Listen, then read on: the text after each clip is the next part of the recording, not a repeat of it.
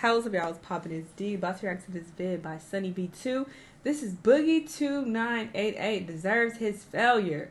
I don't even know who this is, but apparently he's someone who has a lot of subscribers and he's broke for whatever reason. So we're going to see exactly what's happening with his career. Let's watch. Boogie recently announcing that he's basically broke shouldn't be a surprise to anyone, as if you follow all of his incredibly poor choices made over the last 4 and a bit years, you'll understand that bankruptcy was almost unavoidable. So let's begin by looking at October 2018, in which Boogie's main source of income, his YouTube channel, slowly began to die. Up until this point, Boogie had established a reputation as an overweight yet friendly, nerdy gamer, who people considered charming since he was totally fine with each of his flaws. When he wasn't playing his fat Francis character, Boogie was telling wholesome stories about his personal life, with one of the more notable ones being a video titled What It's Like to Be Broke. In this video, Boogie explained that he had grown up in a fairly poor environment. So they had decent income, it's just they didn't like to spend it on us kids. At least, This man got 4 million subscribers.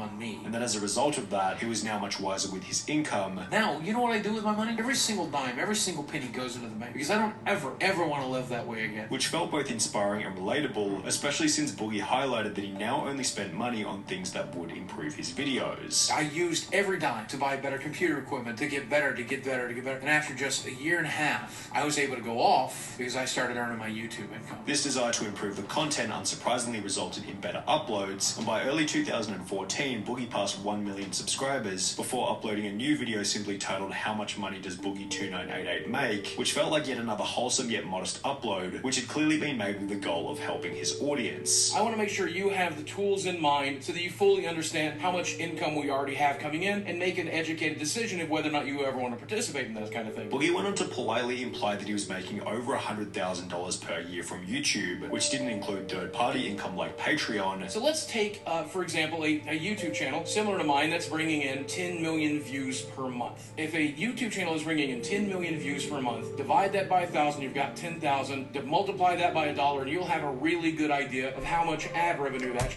I hate when people do this same this same calculation, because it's literally different for everybody depending on what your CPM is. That varies greatly. I got 2 different channels and I'm the same goddamn person basically doing the same thing, and I have 2 completely different CPMs on both channels. So and my money is different considering both of those CPMs. So that's not a good calculation, just throwing that out there. Channels bringing in. And that if you counted his YouTube channel as an asset, he himself was worth more than $1 million. Boogie, are you a millionaire? Well, it depends on how you calculate millionaire. If you include my YouTube channel as it is, yes. After 3 more years, I'll have earned by then $1 million total in YouTube ad revenue. This was followed by Boogie reassuring his audience that all of the money was being used wisely. The majority of the money we make goes into the bank. We do not live very large by any stretch of the imagination. I mean, obviously, I'm large, but we do not spend a grotesque amount of money. Which led to more positive comments such as, wild guess, but he's very rich now. He deserves it. He's one of the only YouTubers that didn't let the money and fame get to his head. He's still just as humble and cool as when he started. I admire that. Amazing video, Boogie. You're one of the realest, most transparent YouTubers out there, and please know that your fans appreciate it. Sorry, as I'm watching this, I'm really trying to do calculations in my head, and his CPM must have been really bad. For him to get 10 million views in a month and only get $10,000 is crazy. That I'm not going to disclose my personal business, but that's wild. And I don't want to say only, like that's not a lot of money, because that's a lot of money. It is. I'm aware of that. But considering, anyway, his CPM just must be really low. Randomly, and I stayed to watch, and to be honest, I'm really happy this guy makes a lot of money. I don't know him, never seen his videos, but I'm just glad that he makes money. He's very humble and I respect that a lot. This positive sentiment toward Boogie resulted in more views, subscribers and Patreon members, which strengthened his financial position immediately, whilst also giving him the chance to stream on Twitch, opening up another source of income which kept him financially stable during the apocalypse. I will be fine. Losing my YouTube ad revenue will hit us pretty hard, but I've diversified our income. Things were going so well for Boogie there that in August of 2017, he paid for weight loss surgery. Home from surgery, that everything went well. The surgery went way better than I had expected. The doctor did it in a very short period of time. However, while this would initially improve Boogie's health dramatically, I'm 110 pounds down since the pre-op diet, and then I lost 7.5 inches from my waistline. it would eventually contribute to him going broke in an unexpected way. Boogie explained in a video that for married people, the weight loss surgery tremendously increases the likelihood that you'll end up getting divorced. This surgery and the recovery from it is really, really Why? hard. Because they like you fat? 85% of marriages fail after the surgery within the first 2 years. He added that in the lead up to the surgery, his marriage was already in a rough spot. Our marriage was far from perfect. One major issue that was persistent throughout the entire marriage, and that was my anxiety disorder. And as a result of him now being in a healthier condition, his wife suggested that they should divorce. She told me that she was thinking about separating now that I was out of the surgery and now that I was nice and healthy. We talked about it and decided that she should take a break. 2 weeks into that, she called up and said that she had made her decision, that she wanted things to be a more permanent change, and that we should start moving in that direction. Boogie explained that his wife was extremely generous in the divorce, having stated that she wanted far less than 50% of the finances. And she's like, I want enough to where I know I'm going to be taken care of. And I'm like, okay. So she gave me a number, and I'm like, but that's not half. More? It wasn't half of what we were worth. It was less. It was less. However, Oh, as he a said result what of the we were law, worth. Boogie ended up giving her half of what he had anyway. She's legally entitled to 50% of everything we own. Make sure it's half, so she has no recourse moving forward. While Boogie's financial position had taken a pretty substantial hit, his audience was still cheering for him with comments such as, "I hope this is the birth of a new Boogie, a healthy Boogie, no baggage, just a happy, healthy, outgoing Boogie." However, after his marriage would officially come to an end, the opposite of this happened. My brain is kind of in a situation where it's just chaos all the time. It's just chaos. This I feel like emotional I've seen him stew before in my somewhere. brain all the time of positive feelings, negative feelings, numbness, What video frustration, was and that? anger, you know. Not only had the split resulted in a massive blow to Boogie's mental health, but throughout the process, the Storytime rambling videos, which were once uplifting, inspirational, and designed to help his viewers, began to feel like they were being made with the goal of receiving sympathy pity from the audience. Additionally, Boogie's positive can-do attitude, where he wanted to invest his savings into making excellent content for the viewers, had transformed into this complete lack of confidence for the future of his channel. And I'm not smart enough to be able to figure that stuff out. I'll never be good at titles. I'll never be good at thumbnails. I'm not even that good at video creation. Leading him to develop an attitude of just wanting to get by as opposed to wanting to grow his audience. As long as my rent is paid, as long as my mortgage is paid, as long as I can keep the lights on, as long as I can support myself and the people that I currently employ, hey, I'm happy with that. The final video related to his divorce, in which Boogie explained that he now fully owned his house again, happened to have been uploaded in October 2018, which was the very same month where Boogie began to lose subscribers. The decline will be addressed in a video titled State of the Channel 2019, in which he mentioned that the breakup had a significant impact on the channel's viewership. 2018, as we've talked about, was one of the Wow, roughest was she in years of my any life, video? and it really showed here on the channel. Before going on to state that the Storytime pity party videos were also impacting the channel negatively. You know, just complain and whine and just be miserable. Sharing who and what I am has been counterproductive in quite a bit in the last year or so. Mostly when it comes to the mental issues, the anxiety, the depression, stuff like that. Boogie would conclude the video by stating that he was very excited about the future. I'm feeling a lot better, and I'm very engaged and excited about what we will be doing here on the channel. However, only 3 days after this video was uploaded, a now infamous mega thread would be posted to Reddit, which would go on to significantly impact Boogie's reputation.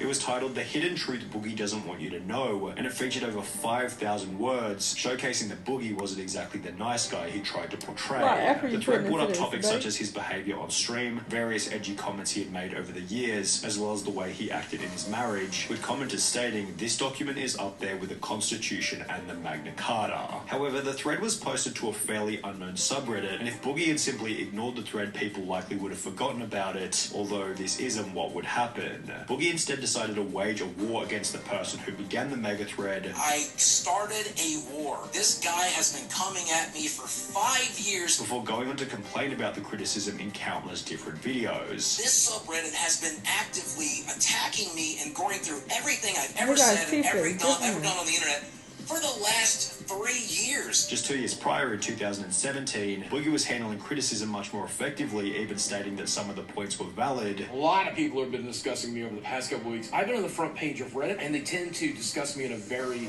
negative light, which is reasonable. And obviously, Boogie's new 2019 strategy of trying to stop the criticism only led to more criticism. 3 months after the mega kill was posted, Boogie would upload a new video titled "Taking a Break, I Give Up, You Guys Win," in which he'd state that he needed a short break as a result of being anxious and nervous. With fewer uploads and a declining reputation, his monthly subscriber count began to fall off a cliff, losing 5,000, 14,000, 28,000, before losing another 42,000 in August 2019, representing a decline of more than 100,000 subscribers in only 4 months. Rather than improving the content, Boogie ramped up the complaints and apologies, which not only led to a decrease in views from an average of 10 million per month to 2 million per month, but it also led to comments from his audience such as, "I used to watch every video before. For me, you were like the Mr. Rogers of YouTube. Soft, understanding, and compassionate. Lately, it had just been apologies and complaining. I miss the old content, not because of Francis or gaming or whatever, but because of that person." Despite Boogie's clear decline in his views, subscribers, and income, his spending habits hadn't changed one bit, as midway through his collapse, it announced that he was taking on a $100,000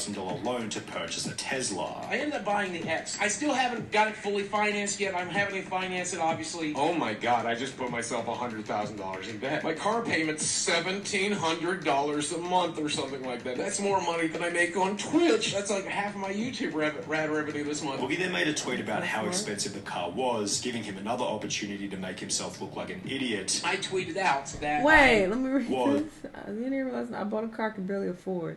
You think my anxiety be going nuts? It is. I'm feeling confident I can work harder every day and use that car and test inspiration to create better content. Confidence feels good. Was giving him another opportunity to make himself look like an idiot. I tweeted out that I was not going to be able to afford this car. Reddit and Twitter lost their minds. Oh, are you trying to manipulate people into giving you money? The answer is yes. Give me some money. If you guys want to help me pay for my Tesla, please go ahead and dig deep.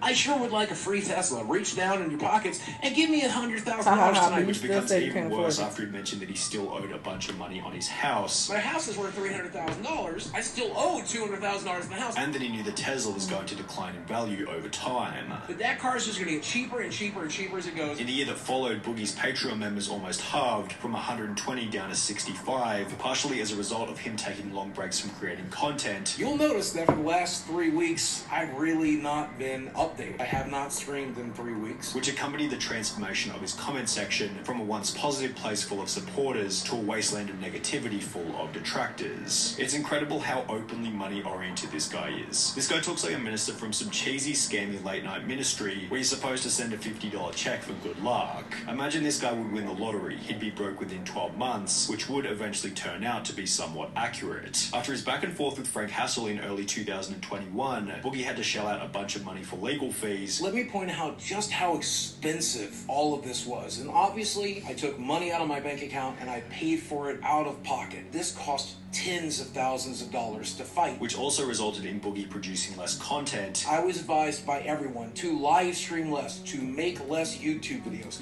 to say less things that could be taken out of context and used against me before we had a result, because you know from Reddit and 4chan that that's what they like to do to me. But that cost me a small fortune in lost wages and lost ad revenue as well. However, thankfully, according to a video titled "I Am Finally Rich, How Crypto Made Me Rich," Boogie apparently had no financial problems whatsoever. In the video, he explained that back in 2019, Boogie had taken a massive gamble by purchasing a bunch of cryptocurrency, and by early 2021, he had quadrupled his money. I basically took every dime I had in liquid funds and invested it in a huge gamble. I invested pretty much everything I had into cryptocurrency. I invested all the way back here, and yeah, that's where we currently are with that market. So to say that I doubled my money is an understatement. In fact, I did more than that. Boogie then tried to pathetically coax his audience into trying to give him more money. Never feel pressured to get one of those memberships down below. Never feel pressured to subscribe on Twitch. Never feel pressured to make a donation or interact with one of my sponsors. Never feel pressured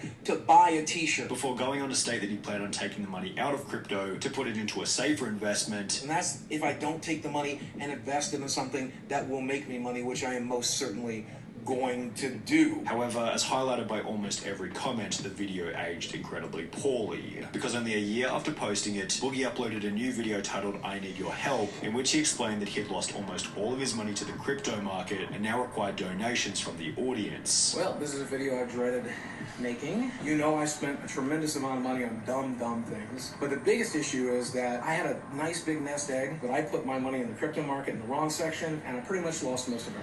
This is the most interesting case study, watching someone who hasn't had to work in over a decade finally have to go back to work. I remember him saying, "Don't worry about me. I'm financially secure to the point that if I stop making videos tomorrow, I can live comfortably for the rest of my life." Just remember that the reason this video was filmed in his garden is because if it was filmed in his office, we'd all be able to see his thousands of dollars worth of arcade machines, magic cards, and gaming memorabilia. While it's almost impossible to find a single positive comment on the entire video, Boogie would receive $1,109 in donations. However, this small figure was certainly at the expense of his dignity and reputation. Boogie hasn't seen a single month of positive subscriber growth since May of 2019, almost 4 years ago, and with no clear desire to change any of his daily habits, it's unlikely that his YouTube channel or financial situation will see any kind of recovery anytime soon.